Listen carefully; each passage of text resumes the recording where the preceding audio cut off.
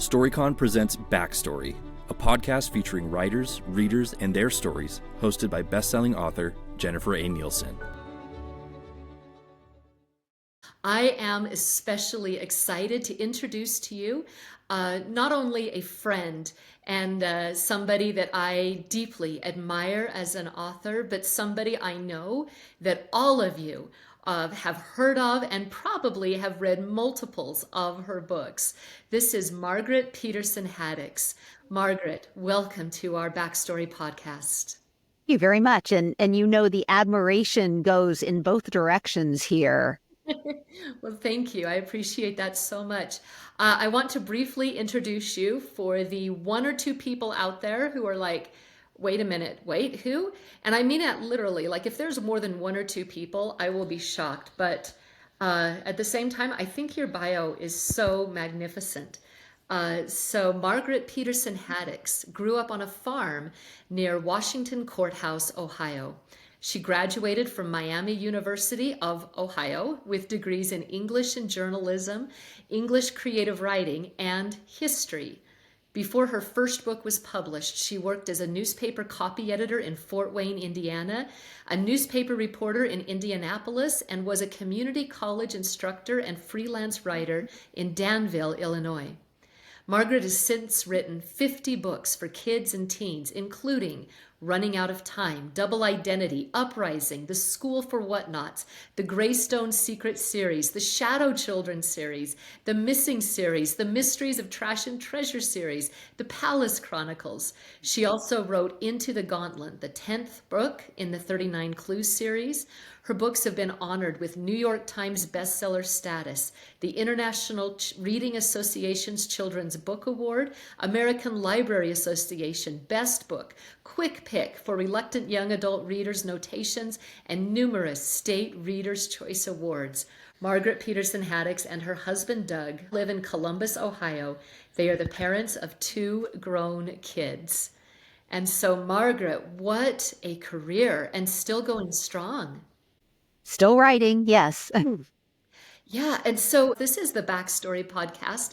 And so I'm always very curious of where each of us begin when the idea of being an author is still very much in the future. Can you tell us about the younger version of you, like school kid you or teenage you? Yeah, I started thinking about becoming an author when I was in 3rd grade. And I really think that before that, I had no idea that such things existed. I think I just kind of viewed books as they were so magical and wonderful that there would be a book fairy godmother somewhere out there who'd wave a magic wand and there's a book.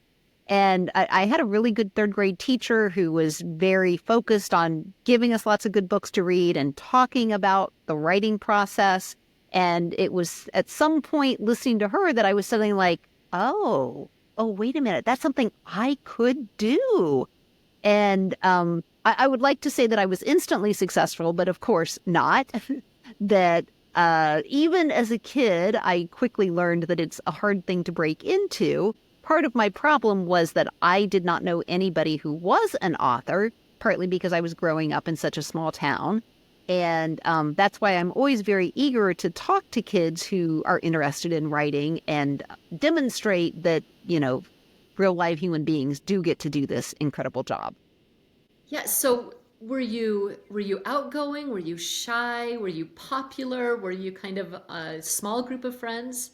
Yeah, I thought of myself as being a pretty shy kid. I always did have friends, which I feel very fortunate about. Kind of went through, like a lot of people in 6th, 7th grade, I kind of went through that phase of kind of figuring out who my friends are and who do I really want to hang out with and who really wants to hang out with me. And maybe the people that I think I want to hang out with, they don't want to hang out with me, you know, all of that drama.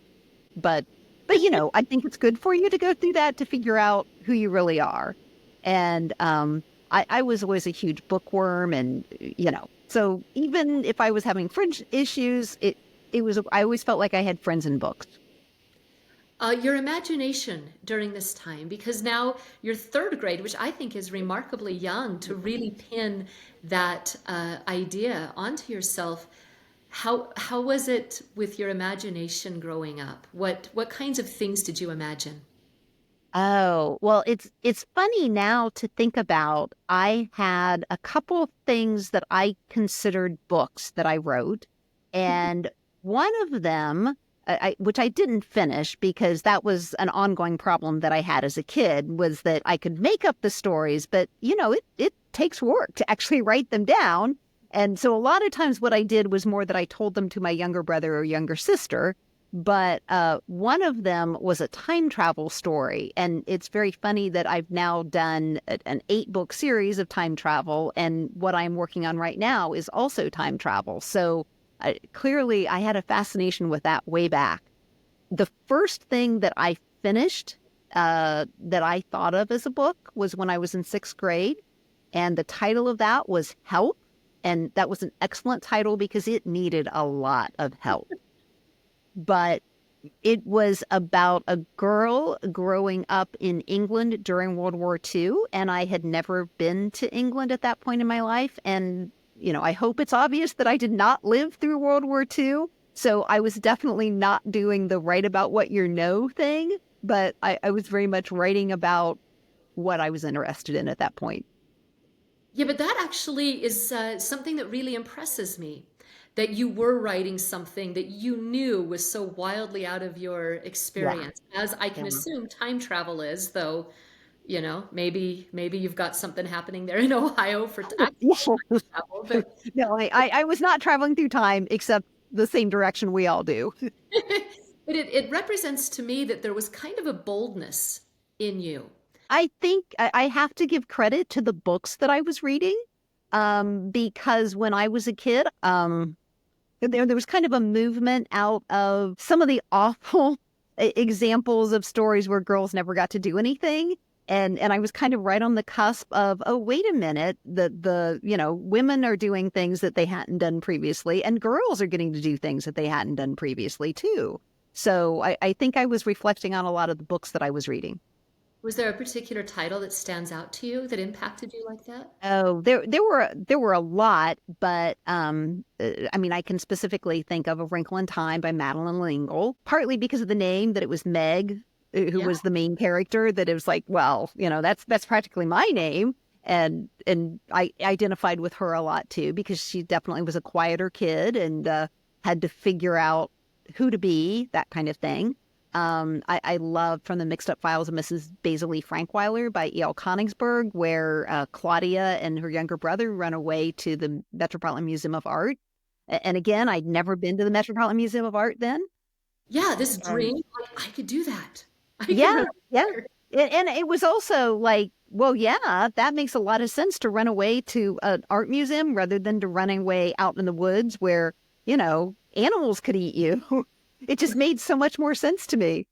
But then there was another book that is not well known that I loved as a kid that was called She the Adventuress. And in all my time of, going around and talking to teachers and librarians and other educators, I have actually met 2 other people who also read that book as children. And so I'm convinced that it was only present in my small town library and their small town libraries because they were both small town people.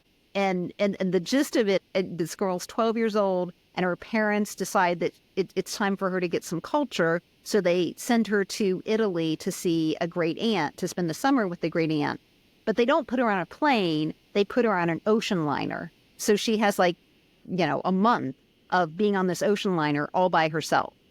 And 99% of the problems that this girl has, they could be resolved by a cell phone. But but I love that book. This girl was kind of quiet and shy. Again, there's a trend there. And she would kind of psych herself up for doing things that required bravery by saying she, the adventuress, is about to, do whatever she was going to do. And so it's kind of embarrassing to admit how old I was when I would still psych myself up for things by thinking she, the adventuress, is about to. It's And incredible. even in college, I was still thinking that sometimes. No, you know, and you mentioned Wrinkle in Time, and actually for me, that was pivotal. Meg. In Mhm. fact, my book Rescue, the main character is Meg because of Wrinkle in Yeah. Time. It was just named for her. But it terrified me. Oh, And yeah. Yeah. I mean, it is a terrifying book. yeah, and yet as Meg just faces off, I mean, I read those, just that section over and over and over, and she changed me. I so resonate Yeah. with those. Yeah. I do have to ask, this third grade teacher, did she ever know who you became? You know, I'm not sure if that ever happened because I know she moved away. A lot of the other teachers that I had, I have, particularly the ones I had in high school. I've seen many times over the years. I actually go back to my hometown every year about Christmas time and do a presentation at the library, which was such an important place for me. And it's always really nice because there's so many of my teachers very kindly come to that many, many, many, many times. It's funny because my fifth grade teacher and eighth grade teacher were also very instrumental in encouraging me to write. And I have not seen them either since, fifth grade and eighth grade. All right, so teachers who are listening, if you There you think go. it's Right. just another year and that didn't make any difference, yes, of course it does. You Yeah. just may not always know because Yeah. these three teachers did not know. You grew up on a farm. How did that impact you? Well, it's a really good place to grow up. In a lot of ways, there were always acres and acres and acres to go out and play on. We had a lot of animals. It's kind of funny. Sometimes I'll mention that I had a pony as a kid, and people jump to assumptions about, like, oh, you must have been really rich. It's like, no, it was that I grew up on a farm. That's why I had a pony. But so that was always very nice. It also, I think it made me a lot closer to my brothers and my sister. I have an older brother, a younger sister. And because we were so isolated, to have friends over to play, it involved people driving them. Or my cousins weren't too far away. They were over a lot. And so it made me value when I did have time to play with other people. But it also gave me a lot of opportunity to read. Kind of the bad thing about being on a farm is there's always a lot of work to be done. And so there was a lot of that as well. It's good in a lot of ways. I'm used to working, and I think it became writing a book as work is much easier than a lot of things I had to do as a kid. Yeah. Oh, no, true. True. Yeah, that's my daughter will always tease, like, I'm bored. I'm going to go write a book. That's her, Yeah. like, so mom. Let's talk about you trying to get published. What was that experience like for you?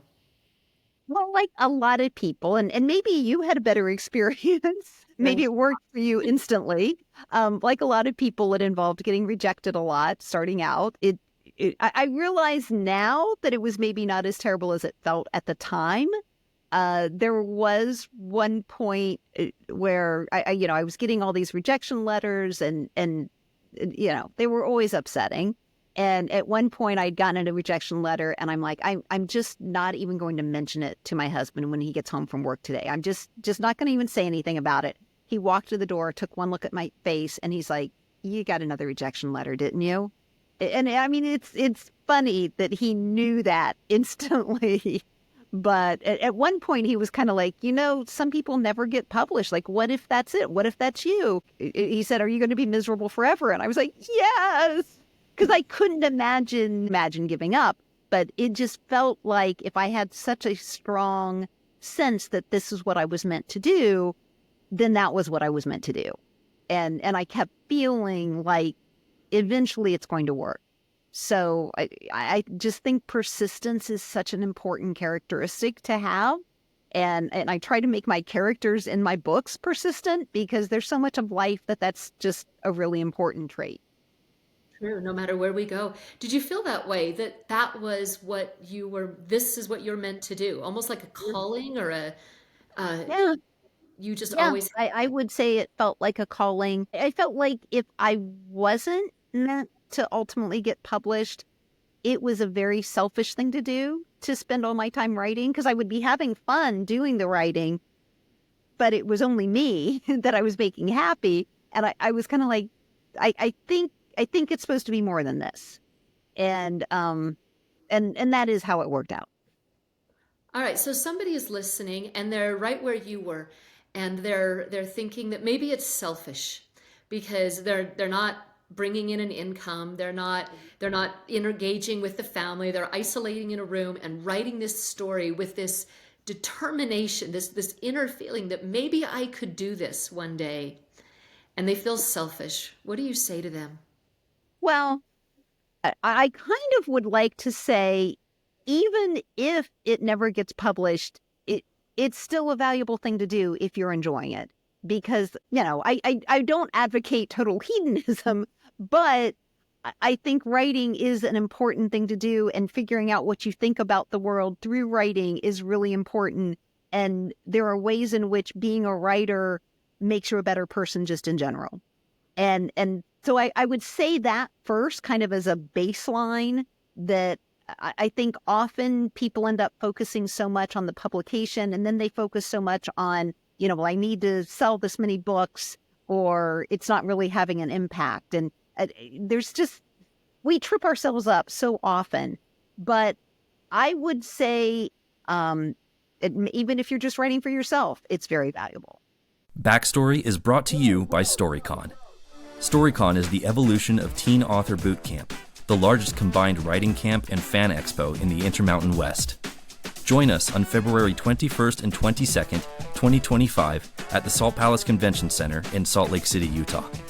The event will feature keynote speeches and masterclasses from internationally best-selling authors like Jeff Kinney, Neil Shusterman, Shannon Hale, Marissa Meyer, and many more. Other activities include an exhibitor hall that's free to the public, writing contests, and the Operation Literacy Awards Gala. Visit storycon.org today to register. That's STORYCON.org. Hurry, masterclasses have a limited space. All right. All right. After nearly 50 books, what keeps you writing? Well, it's always the thrill of the idea that I'm fascinated with and I want to share with other people. Do you believe that the best is still to come for you? So your debut novel, Running Out of Time, that was published in 1995. Mm-hmm. How are you different now than you were at debut novelist Margaret? Oh, well, that was one of the things that was kind of funny about when I wrote Falling Out of Time as the sequel to Running Out of Time. Well, 28 years after it was published, but that really was more than 30 years after I started writing it. I went back and reread Running Out of Time, and I don't know how you feel, but I kind of have to brace myself to reread something that I've written a long time ago, because there's this kind of sense of, like, people tell me it's good. What if I hate it now? and I didn't have that sensation, fortunately. My sensation, there certainly were things that I would do differently. I've definitely learned things over the past 30 years. And I would, if I were writing Running Out of Time now, hopefully it would be a much better book. But I was also kind of like, wow, I was really much more, word efficient then, because I was coming out of being a newspaper reporter where, every word counted. Sometimes I was told that I needed to write a 12-inch story, and then they'd cut it down and it'd be a 6-inch story. Or when I worked as a copy editor, I was the person cutting down other people's stories to fit into the space. So I was much more efficient as a writer then. And in a lot of ways, that's good for kids.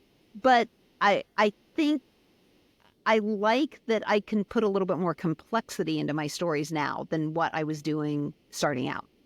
But I think I'm also, because I'm older, I see more complexity now. So that's, it's hard to separate what causes what with some of these issues. Sure, but certainly your books have evolved with you as wisdom. Yeah, exactly. As you gained wisdom. Margaret, where do you get your ideas? So they have come from all over. The first three books were inspired by my job as a newspaper reporter, and that was really a nice way to have it work. And then I left journalism and I taught briefly at a community college and was doing freelance writing.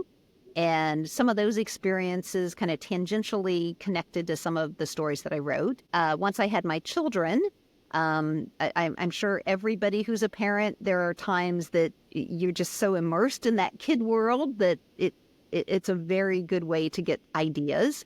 Although you have to be able to flip your brain around so you're not, when you're telling the stories, you're not telling them for kids from a parent perspective. You still have to be able to flip back into the kid perspective.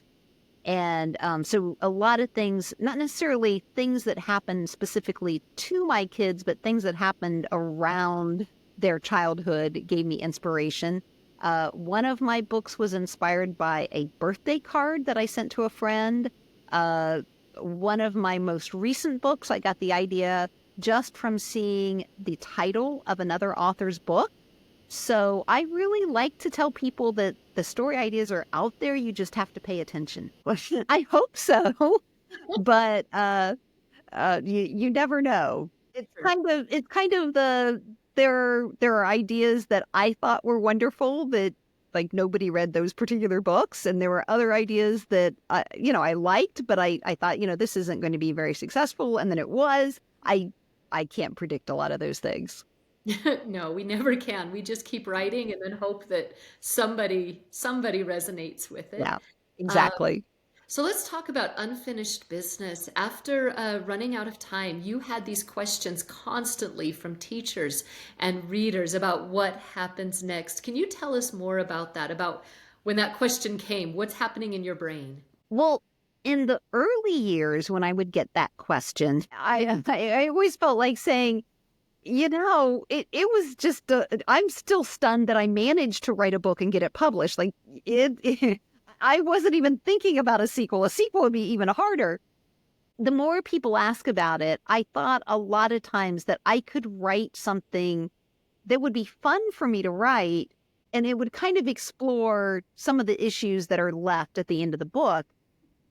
But it wouldn't be the same kind of adventure that running out of time is. So I would always tell kids, I wanted to leave it to readers to imagine. So you're welcome to think about what happened to Jesse next, but I don't think I don't expect to write a sequel here. And I do think because kids kept asking, it did kind of push things a little bit more front of mind. Like I was working on other books, but then I'd go to a school visit and a kid would really want to have a sequel. And sometimes they would ask questions about Jesse's life after the end of the book. And often what I tried to come up with to answer their questions, it was kind of like there'd be an idea that I'd stash in the back of my brain and think, oh, yeah, that is kind of an interesting thing to think about. But I'm busy doing other books or, this isn't going to work out. And then I did start thinking eventually, decades later, eventually I did think, well, this might be an interesting way to do it. And I kind of needed to have that much time pass to come up with the way I did it. Yeah. So there's a writer who's listening and they're stuck in their plot. They have their own unfinished business here. What's your advice to that writer who's like, I don't know. I don't know what happens next? I'm actually right there myself in the book that I'm writing right now. that I know a lot of things, but it's kind of I know this piece, but I don't know how it connects. And a lot of what works for me is that I take a step back from the computer. I obviously like working with a computer because it's much more efficient. But when I'm struggling with something, a lot of times I'll step back and I'll use pen and paper because I think there is scientific study that says that your brain works differently when you're writing something by hand rather than when you're typing it. And I will just write tons and tons of questions to myself. And a lot of times those are questions that I don't know the answers to as I'm sitting there writing them. Sometimes as I'm writing them, just the pattern of questions that I'm writing, it makes me start thinking of potential answers. And it kind of frees me up that I'm not forcing myself to have answers. I'm just thinking of as many questions as possible, and then that helps a lot. Something else that I think can be really helpful, changing perspective. The first several books that I did, they were all single perspective. The first time I did a book where it was two people's perspective, where I was bouncing back and forth, alternating chapters, it was really a revelation for me to do it that way, because I realized how much when you changed the perspective, then the people, the extras who aren't the main character, they kind of started directing the activity themselves. And so changing a perspective is always a good thing to do. For me personally, when I am really stuck, I will just go take a walk or go swim laps or something, or some boring chore like mowing the yard, something where I'm active, but my brain, it doesn't require a lot of thought. And so my brain can kind of think freely about whatever it is I'm stuck on. So those are a variety of my tips. I am definitely adopting that question one. I had never thought to do that, and I think that's kind of brilliant, Margaret. That it's about, because I believe that story is found right in questions, in learning to ask questions and find them in the world around us. Are you that kind of person? You're out and about, and your brain is just pinging off of impulses around you, and you're like, oh, there's that, and there's that. Yeah. And other people What are about like, this? no, we're just driving. Yeah. It depends. Like, some days I'm like that, and some days I'll think, oh, I need to do this drive. It's going to be like an hour. This will be a great time to figure out what I'm trying to do in this book. And then I'm doing the drive, and nothing's coming to me. I think sometimes when you look at a period of time of, oh, I'm going to get so many ideas on that drive, that's a good way to make it so that you don't get so many ideas. They kind of Yeah. have to come up spontaneously sometimes. I think that's an actual rule, that if you are desperate for ideas and you allow focused time and no distractions, you are guaranteed that nothing Not is going going to to get it. happen. But if you're kind of busy and a little distracted, the best, coolest idea is going to happen. The other thing that happens for me a lot, like I'll go to bed thinking, oh, I am so stuck on this particular book that I'm working on. And then when I wake up in the morning, there's like a thread of something that wasn't there the night before. I'm not going to say it's, like I dreamed the answer, but sleep is a good thing. So when you're stuck, as you are now in your manuscript, uh, do you feel this? Do you get a panic of like what to do? Do you trust yourself? How do you respond in that moment when you know something is out of your reach? I used to get really panicked. And uh, it depends. I'm a lot more patient with myself now than I used to be. I used to get really frustrated and be like, oh, well, this whole thing, I've written, 50, 100 pages. I'm just going to have to throw it away because there's no way I'm ever going to figure this out. And then I would figure it out. So when I'm stuck like I am now, I think, yeah, it's going to come to me eventually. It will work out. It'll be fine. I'm much more likely to say that to myself now. But something that I didn't mention that sometimes does help a lot is sometimes I go back and do research that I hadn't done previously. And I actually think that's part of my problem now, that I need to do a little bit more research about a particular topic that I don't know as much about as I should. So that's probably going to be the answer right now. I'm there too. Uh, what of your books was the most smooth sailing for you from start to finish? The one that just almost wrote itself? Probably a book that I did for younger kids that's called Say What. And it is very comical, and it grew out of my own kids being kind of goofy. It's kind of funny because the kids in the book, they're really rebelling against the rules in their family. And so when I would be sitting there writing the book, I'm typing away and I'm like, rules are terrible. They shouldn't exist. and I'm totally in the kid perspective. And then I would get up and it would be like, I'd be telling my kids, take your shoes off when you come in the house, don't track mud into the house, and put your dish in the dishwasher as soon as you're done with it. All of those things that I was making rules for, that I could switch so easily back and forth between the kid perspective and then being a mom again. But it was just so much fun to write that it went pretty quickly. And it's also very short. I think that helped as well. Else too. Which of the Yeah. books gave you fits and would not cooperate? There have been several that fit in that category. This was one that was very challenging. I have a series called Palace Chronicles that starts out with just Ella, which is a takeoff of the Cinderella story. And then the second book, I kind of did a weird thing with that too, that it was about 9 years later that I wrote the second book, Palace of Mirrors.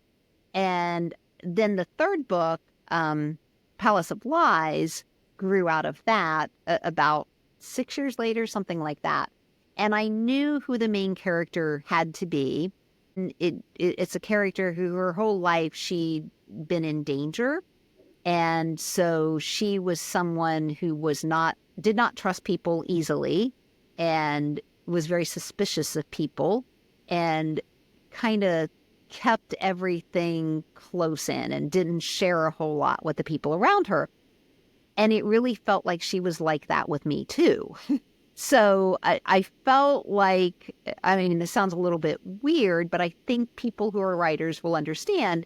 It felt like I couldn't get her to tell me what she was really thinking until I'd written the whole book. And at that point, I'm like, oh, now I understand what's going on. And so I had to do a lot of rewriting for that one. And I also had switched back and forth. I was having trouble deciding whether it should be third person or first person. And I had actually written it originally all third person, like she did this happened to her. And it was because I had that sense of distance from her when I was initially writing the book. It is not a fun thing to go back through an entire book and change every she to I and every her to me. You can only do so much with search and replace. And there were some pretty comical, like I'd kind of forgotten about those words being embedded in other words. And there were some instances that I had to go back and change all the words that I'd messed up. It's the process. It's the process. Well, I Mm-hmm. have here The Stolen Key, which I believe is your newest release. Can you tell us about this series? Because this is book 3 of Mysteries in Trash and Treasure, which, by the way, is the coolest series title I think I have ever heard. I love it. Can you tell us a little bit about this book? Well, it's funny that you're complimenting the series title. I had just had fits trying to come up with a title for the first book. The first book is The Secret Letters, but to come up with that and for the series title. And it was one of those cases where I was surveying all these other people about, like, I am so stuck. Do you have any good ideas? And both my sister, who's a 4th grade teacher, and my editor's assistant at the time, they both suggested something, playing off that name, Trash and Treasure. So, they deserve the credit for that, not me. But it starts out, the series as a whole, it's about Colin and Nevaeh, who are both growing up in families where they each have a parent who works in junk removal. And Colin's mom and Nevaeh's dad kind of are business rivals, really very different people, really don't like each other. But there's one thing they both agree on, and that is that they both think that once a kid is 12 years old, that's old enough to work in the family business. And so Colin and Nevaeh, the summer after they both turned 12, separately are working in their family businesses. And both of them end up finding mysteries that they need each other's help to solve. And that starts out in The Secret Letters. In the second book, which is The Ghostly Photos, they have decided to go into business together solving mysteries. And then for the third book, The Stolen Key, at this point, the mysteries are much more directly connected to their own families. Particularly for Colin, he's never known his father.